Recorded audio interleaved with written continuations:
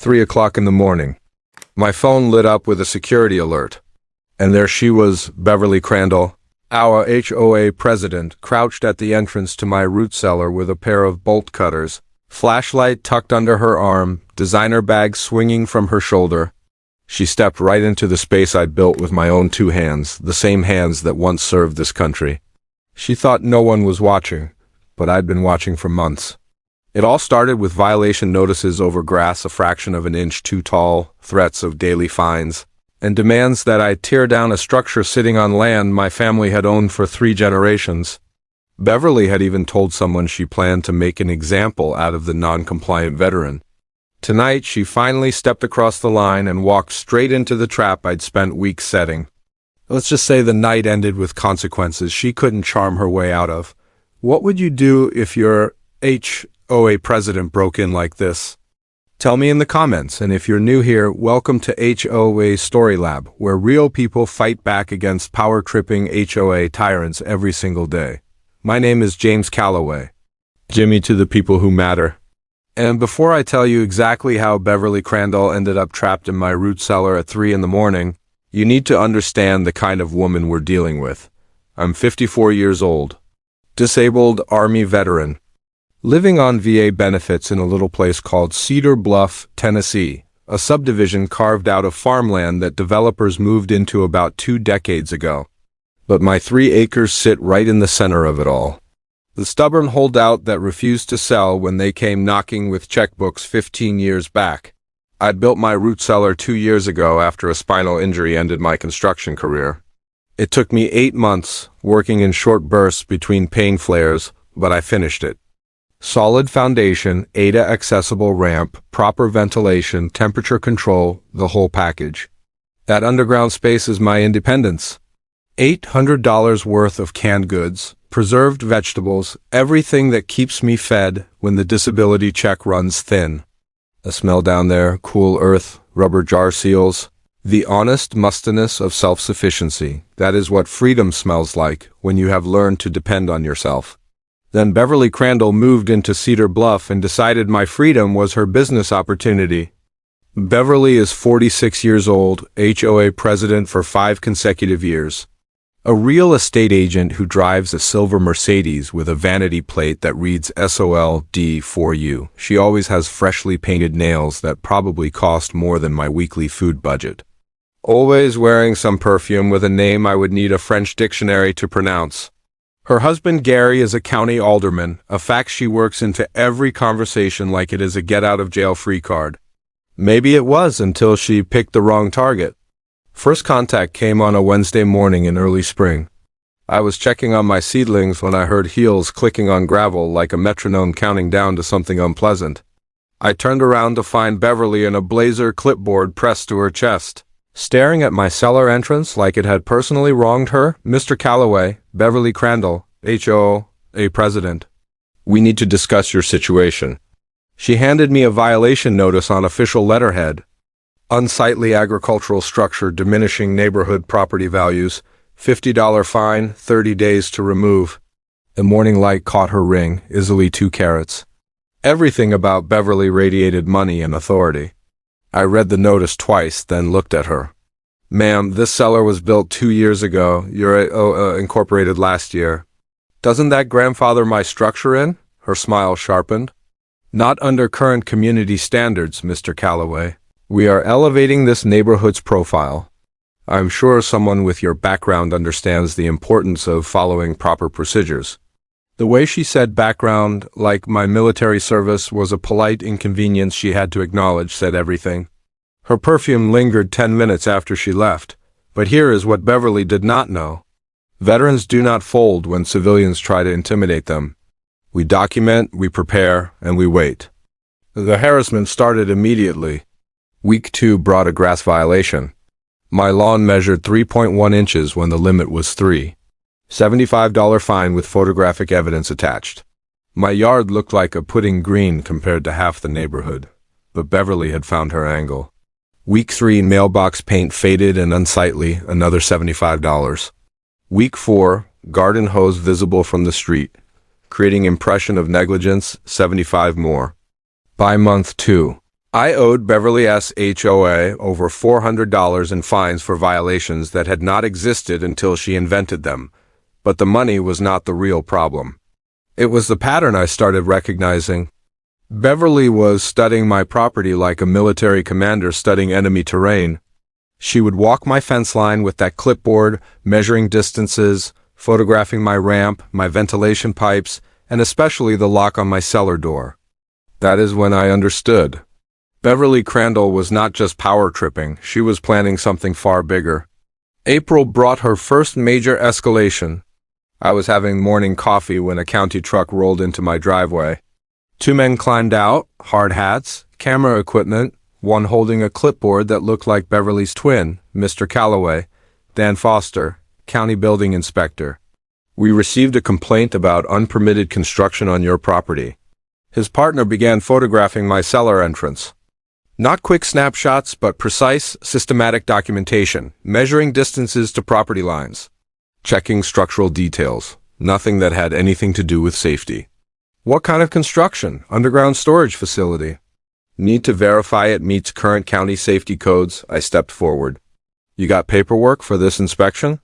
Complaint-driven inspection does not require advance notice, sir. Just need a quick look inside. Here is the thing about serving in the Army. You learn to recognize the setup from a mile away. Dan's photographer was mapping sight lines from my cellar to the road, documenting angles, counting paces. This was not code enforcement. This was reconnaissance. Call me this afternoon, Dan. We will schedule something with proper notice. His face went red. Sir, we can do this easy or hard. I'm doing my job, which is protecting my property rights. You want inside my cellar? Bring a warrant? They left, but not before logging 52 photographs during what was supposed to be a quick safety check. That afternoon, I drove to the county courthouse and spent time in the public records office. No inspection request on file from any neighbor, but there was something else. A development application submitted by Crandall Property Holdings, LLC for a mixed-use residential project, pending land acquisition. The proposed site included my property. Beverly was not just harassing me. She was conducting market research for a land grab worth $500,000. Every violation notice, every fake inspection, every official visit, all reconnaissance for a development project that required my cellar and my land to disappear. Tuesday brought utility harassment. A young man from the power company arrived, reading from a tablet with the enthusiasm of someone who would rather be anywhere else. Mr. Calloway, Tyler Cruz, Tennessee Energy. Received a safety complaint about unpermitted electrical work at your address. Extension cord to an underground structure. Potential fire hazard. I went inside and came back with a folder thick enough to stop a bullet. Original electrical permits from 1997, approved construction plans. Installation photos from when my uncle first built the structure. Tyler flipped through it all, his expression shifting from official concern to quiet embarrassment. Sir, these permits are comprehensive. Whoever filed that complaint did not know what they were talking about. Whoever filed that complaint knew exactly what they were doing. Wednesday brought the real revelation. Reviewing the week's security footage, I noticed Beverly's Mercedes had been making regular drive-bys. Every Tuesday and Thursday at exactly 6:20 in the evening, but Tuesday night was different. She had parked 2 houses down, walked back in the shadows, and tested my cellar padlock with her fingers. Just a few seconds, but enough to confirm what every soldier learns about enemy behavior. When someone conducts reconnaissance, they are planning an assault. I called my neighbor Darnell Cooper, former Marine, current security professional. Brother, remember that camera upgrade we talked about? I need it installed before this weekend. You expecting trouble? I am counting on it. May brought Beverly's psychological warfare campaign, and she ran it like someone who had been destroying people since high school. First came an anonymous letter. Plain white paper, no signature, pure poison. Your neighbors are talking. Military service does not excuse antisocial behavior. Some people think you might be dangerous. Maybe it is time to move somewhere more suitable for your condition. No threats, no traceable language. Just the suggestion that the dangerous veteran down the street was making people nervous. Beverly was too smart to sign her name, but the timing was perfect. Delivered the day after I had refused her latest inspection request, Thursday escalated. My neighbor Ruth Pennington approached me in the garden, looking like she would rather be doing anything else. "Jimmy, I hope you do not mind, but Beverly mentioned you might be struggling with some issues related to your service." I already knew what was happening. Beverly was weaponizing genuine neighborly concern, turning my disability into a liability, my independence into evidence of instability. "Ruth, did Beverly ask you to check on me?" Her face flushed. "She mentioned it might be helpful if someone reached out. I appreciate your concern. But Beverly has been trying to push me off my property for 2 months. This is just her latest strategy." The damage was planted, though. The idea that the disabled veteran might be unstable, might be a danger, had been seeded into neighborhood conversations. Friday brought the health department, Mr. Calloway, Karen Webb, county health inspector. Reports of potential food safety violations. Unlicensed food storage, possible unsanitary conditions in an underground facility. I led her into the cellar. The familiar cool air rushed out, smelling of earth and preserved goods. Karen stepped in carefully, flashlight scanning rows of mason jars, properly labeled, properly dated, organized by type and season. Her expression shifted from official suspicion to genuine admiration. "This is actually quite impressive. Temperature control, ventilation, organized storage. Textbook home food preservation. Built it myself after my injury. Stretches the grocery budget." She spent 20 minutes checking everything. When she finished, she said there were absolutely no violations here. Then I asked to see the complaint form. She hesitated, then showed me. The anonymous submission had been filed through the county website at 4:52 in the afternoon the previous day. Exactly 35 minutes after I had refused Beverly's latest request to assess my cellar for archaeological purposes. Beverly was not even trying to hide it anymore. She was throwing every government agency she could think of at my property, hoping something would stick. "Karen, what happens when people file false complaints with your department? Hypothetically, filing false reports with government agencies is a misdemeanor. Repeat offenses can become felonies." That evening, I started building the federal paper trail that would eventually bury Beverly Crandall. June brought Beverly's most dangerous move, turning my neighbors into weapons against me. The attack came at the monthly community cookout. Darnell had convinced me to show up. "Brother, if you disappear, she controls the story.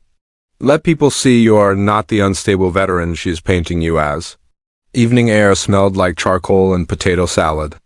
Normal suburban life, except for Beverly working the crowd like a politician? I positioned myself to listen. Her messaging had been refined since the Ruth Pennington incident, no direct accusations. Just concerned observations delivered with practiced sincerity. I worry about Jimmy's isolation. All that time underground cannot be healthy for someone with his history. His reaction to the violation notices was almost threatening. Gary has seen cases like this. Veterans sometimes struggle with authority.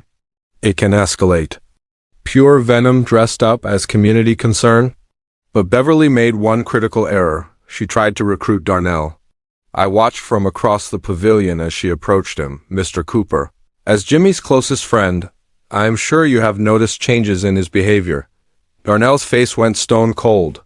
What kind of changes, ma'am? The obsession with that cellar? The hostility toward reasonable community standards. Gary thinks Jimmy might be struggling with some service-related issues.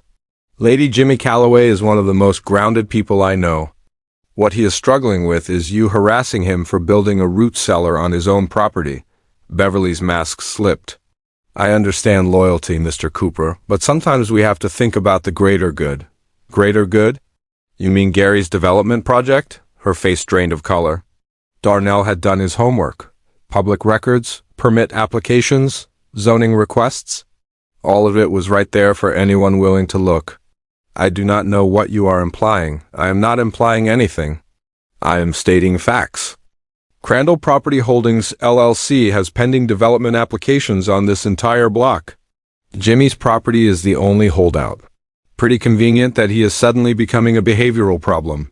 The conversation ended with Beverly retreating to her usual circle, but the damage was done in the right direction this time. Questions about Beverly's motives were spreading, not questions about my stability. Beverly's retaliation came fast. Monday morning, I found 4 slashed tires on my truck. Precise cuts designed for slow leaks, professional work. No witnesses, the message was clear. Cross Beverly Crandall and face consequences. Deputy Williams at the sheriff's office shrugged. Probably kids, Mr. Calloway, happens all the time. Tuesday brought an attack on my VA benefits. A call from the regional office requesting updated disability assessments based on community concerns about behavioral changes. My hands started shaking, not from fear, but from controlled fury.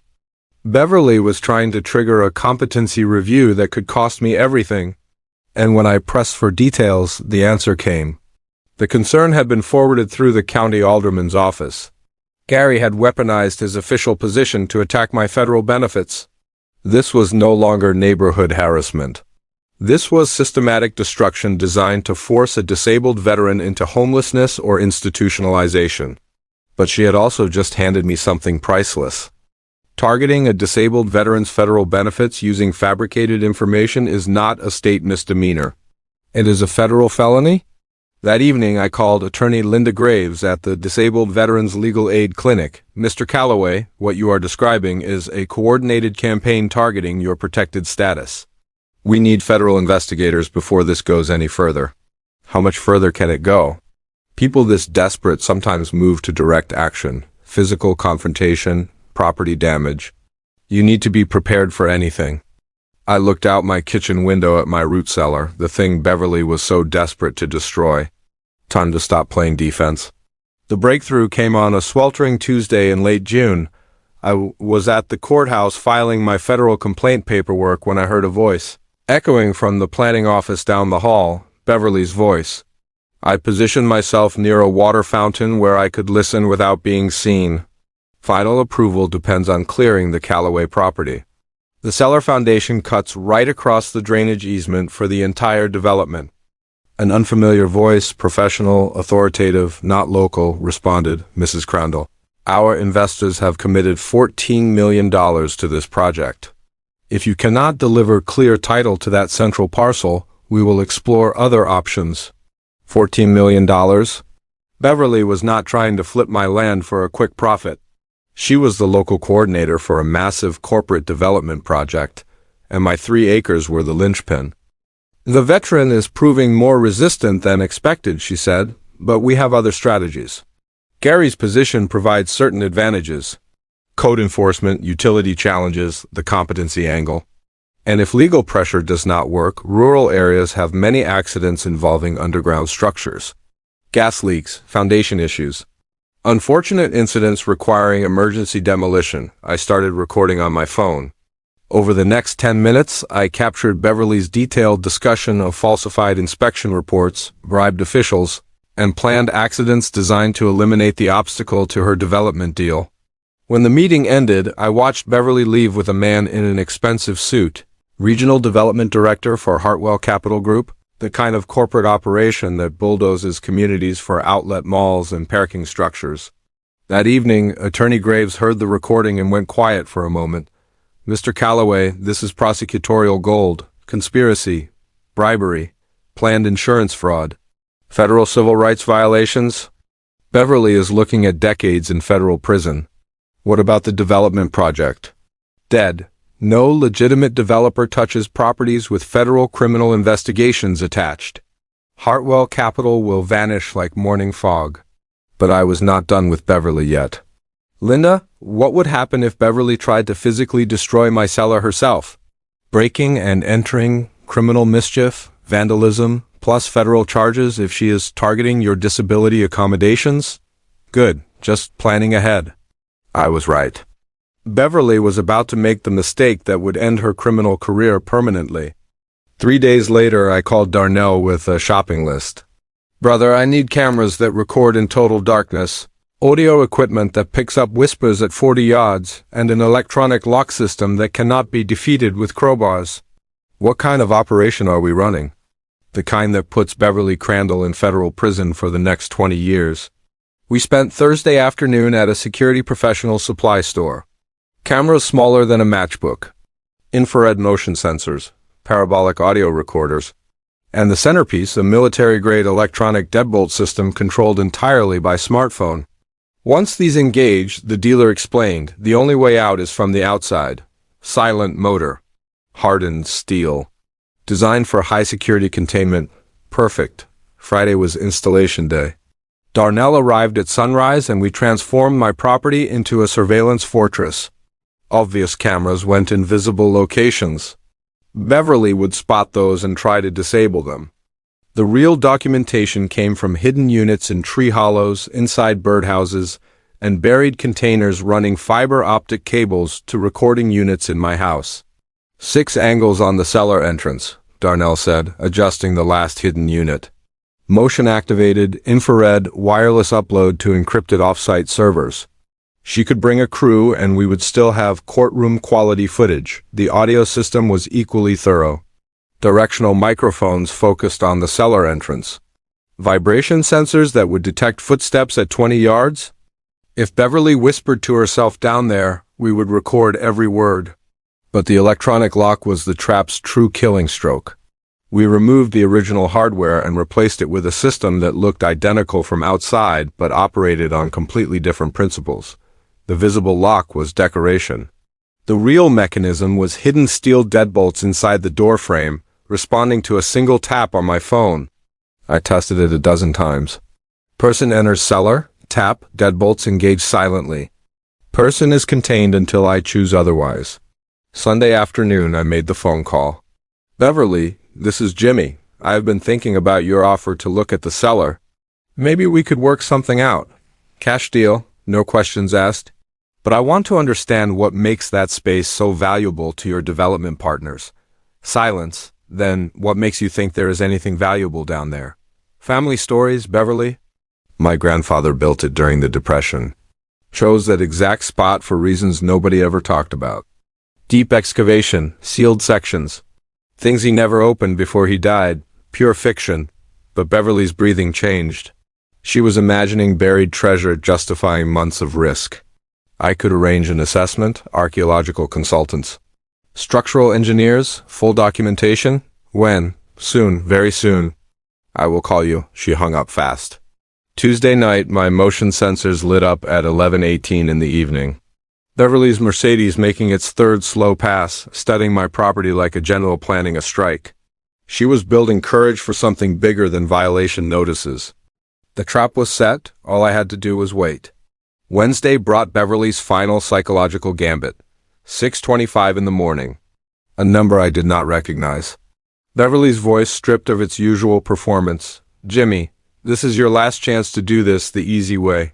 What easy way, Beverly? Sell today. Cash offer, clean transfer. You can keep your precious cellar as part of the deal. $320,000. Final offer. Above market value. Which meant her development deal was worth exponentially more. That is generous. What is the catch? No catch. Gary and I are tired of fighting over a patch of Tennessee dirt. The lie was transparent. Gary's political career was finished. Beverly was staring at financial ruin unless she delivered my property to Hartwell Capital. I will think about it. Do not think too long. Market conditions change quickly around here. Thursday brought Deputy Craig Morrison to my door. Weapons complaint, anonymous tip about improperly stored firearms. Gary's final official act, weaponizing law enforcement to set up justification for whatever Beverly was about to do. Friday brought the warning that confirmed everything. My neighbor Ruth Pennington pulled me aside at the mailbox. Jimmy, I probably should not say this, but I overheard Beverly at the pharmacy yesterday. She was on the phone with her sister. Said she was going to settle this herself since the legal route was not moving fast enough. She mentioned having a way to get into your cellar. She knew when you would be asleep. Did she say when? Soon, this weekend. She sounded desperate, Jimmy, like someone who had run out of road. That evening, Attorney Graves heard the update. Mr. Calloway, Beverly has moved from harassment to planning a felony. Combined with the recorded conspiracy, we are looking at a federal RICO case. Organized criminal enterprise using official corruption for private profit. What should I expect from her? Someone this close to collapse does not think rationally. She is facing decades in prison if caught, so the risk-reward calculation shifts toward extreme measures. Be ready for anything. Saturday night, I sat in my kitchen watching security monitors. Coffee going cold. Beverly's Mercedes making its fourth slow pass of the evening, each one more deliberate than the last. At 11:10 at night, she parked 2 blocks away and came back on foot. Dark clothing, hair pulled back under a cap. Moving carefully, testing my cellar door with what appeared to be a duplicate key she had somehow obtained during one of her fake inspections. She stood at the entrance for a long moment, then retreated to her car. At 12:20 in the morning, she made a phone call. Body language suggested she was reporting to someone, probably Hartwell Capital, confirming the timeline for removing their $14 million obstacle. 1:35 in the morning, Beverly got out and paced the parking lot of the community center, talking to herself. My directional microphones caught fragments. Just going to look, not really stealing. Paranoid veteran thinks he has something worth protecting. She was talking herself into it. 2 o'clock in the morning, she made her approach. Through infrared cameras, I watched Beverly cross my property in the darkness. No backup, no partner. Just a desperate real estate agent with bolt cutters and a flashlight, gambling everything on one final move. 2:14 in the morning. She reached the cellar entrance and began working on the visible padlock. Metal on metal in the quiet night air, the decoy lock gave way in under a minute. The door opened easily, revealing wooden steps descending into cool darkness. Beverly stood at the threshold for a long moment, flashlight beam dancing across the stairs. Even through the infrared feed, I could see her hands trembling slightly. Then greed overcame caution. She tucked the bolt cutters under her arm and started down, designer shoes clicking on each wooden step. 2:17 in the morning, Beverly disappeared into my cellar. I watched her move through the shelving units, opening storage boxes, checking behind shelves, tapping walls, listening for hollow spaces. Her audio came through clearly. Quick, shallow breathing. Excitement mixing with adrenaline. Where is it? She muttered after 10 fruitless minutes. Has to be something. Nobody fights this hard over canned green beans. I picked up my phone and opened the lock control app. Beverly had spent 6 months terrorizing me with the threat of losing my home, my independence, my dignity. She had tried to destroy my VA benefits, my reputation, my community standing. Time for her lesson. I tapped the screen. Steel deadbolts engaged with a whisper-quiet thunk. 2:47 in the morning. The moment of justice arrived as quietly as a key turning in a lock. Beverly was officially trapped in my root cellar, surrounded by the preserved vegetables she had tried to force me to destroy, breathing the earthy air of the independence she had spent 6 months trying to steal. I sat back in my kitchen chair, poured fresh coffee, and waited. It took 4 minutes and 20 seconds. Footsteps on the stairs, quick and confident, heading for what she assumed was an easy exit. Then silence, then the sound of pushing. Then harder pushing. What the through crystal clear audio. I heard Beverly's confidence collapse into confusion, then confusion bleed into the first real edge of panic. She threw her shoulder against the door. Steel deadbolts do not care about county aldermen's wives. Hello? Hello? The door is stuck. I finished my coffee. No hurry. Beverly had spent months making my life hell. She could spend a few minutes contemplating consequences. Jimmy Calloway. I know you are up there. Her voice cracked with genuine fear as it dawned on her. This was not a mechanical failure. Someone had deliberately trapped her underground, and that someone was the disabled veteran she had been terrorizing for 6 months. Let me out. This is kidnapping, false imprisonment. Actually, it was a citizen's arrest of a criminal caught in the act of breaking and entering on my property. But I did not feel like giving legal lectures to someone pounding on my cellar door like a caged animal. The pounding continued for 15 minutes. Beverly cycling through demands, threats, and attempted negotiations with the desperation of someone discovering for the first time that their connections do not reach underground. At 3:12 in the morning, with bolt cutters in her hands and my destroyed padlock as Exhibit A, she was really going with structural damage as her defense. My husband will have people here within an hour. You cannot hold a county alderman's wife. Former alderman. And no political connections in the state of Tennessee could erase felony breaking and entering charges documented from 6 camera angles. 3:28 in the morning. The bargaining phase? I will drop all the HOA violations. Clean slate, we can forget everything. Forget 6 months of harassment. Forget the fraudulent inspections. Forget the recorded conspiracy with Hartwell Capital. Beverly's definition of forgetting was remarkable. 3:44 in the morning, the breakdown. Please, Jimmy, I'm sorry, I went too far. I was just trying to help the neighborhood. Please let me out. For the first time, I heard something genuine beneath the armor of entitlement. Fear, real, unfiltered fear. It was stripping away everything she had hidden behind, the blazer, the clipboard, the political immunity, and leaving something much smaller and more human underneath. But even in her panic, she could not stop. I was not going to take anything. I just wanted to see what was down there. You made it sound so mysterious. Even trapped and terrified, she was still trying to manage the narrative. 4 o'clock in the morning, decision time. I activated the cellar intercom. Beverly's pounding stopped instantly. Jimmy? Thank God, let me out. Police are on their way. Should be here in about 10 minutes.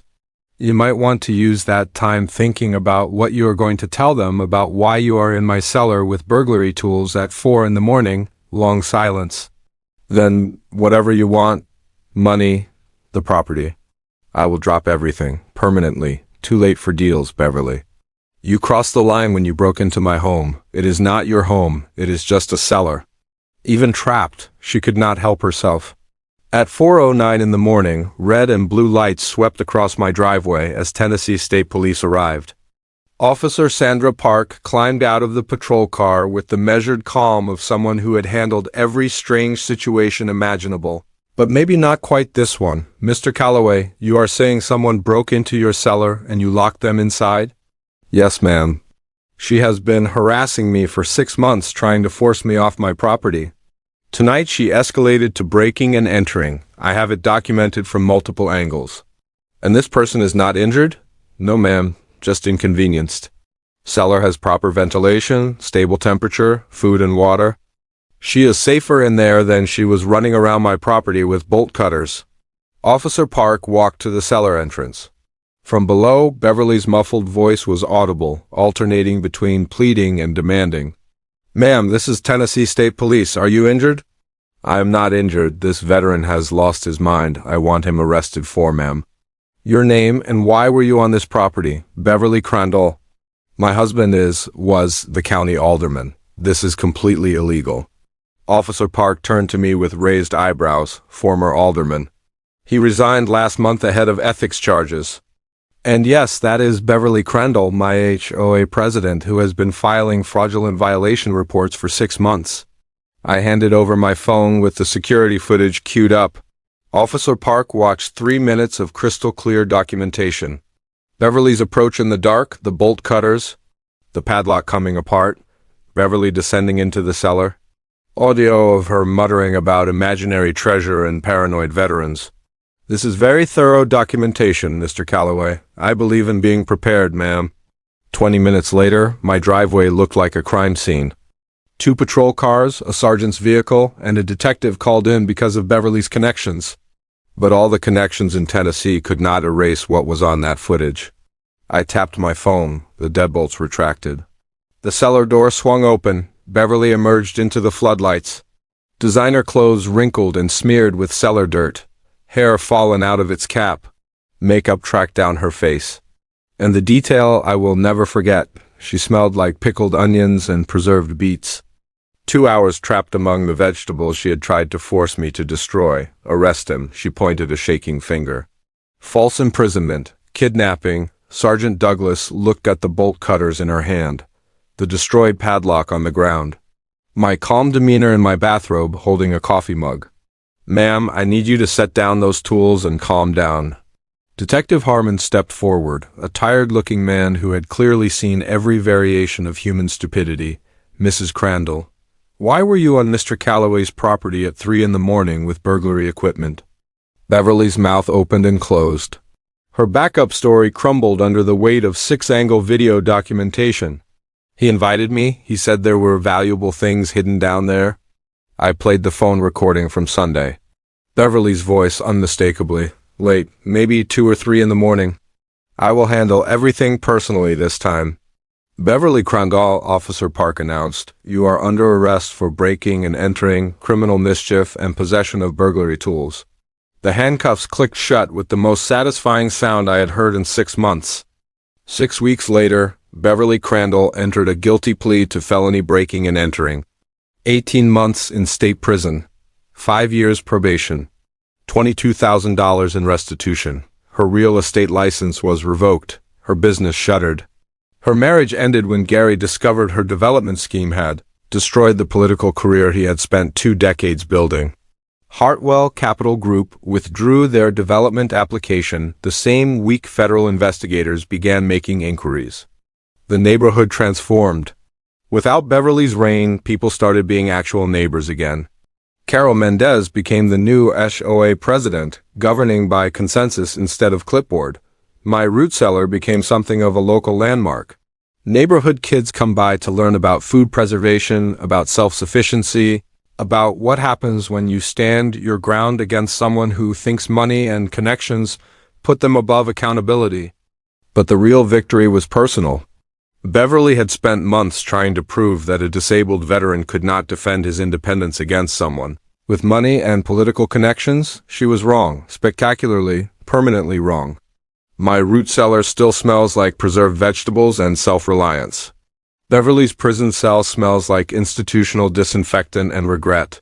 Some lessons are best taught the hard way. So here is what I will leave you with.